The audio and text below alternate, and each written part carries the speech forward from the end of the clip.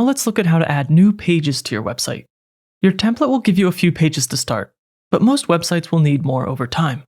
The easiest way to add one is to go to your live site. In the top right, click the arrow dropdown, then View Page.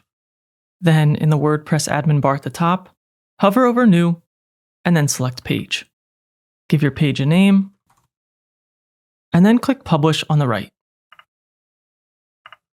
To start designing the page, click Edit with Elementor.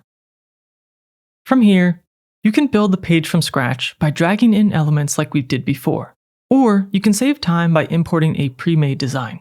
To import a pre-made design, click the Starter Templates icon in the Elementor panel. You have two options here. You can import a full page from any template, or you can import a single block like we've seen before.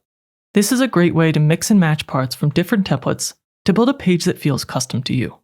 Whether you decide to go with a block or a page, search for something, find what you like, and click Import Template. Then you can edit all the elements like we've done before.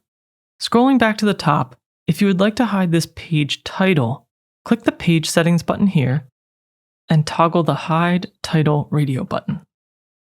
That will turn that off and on.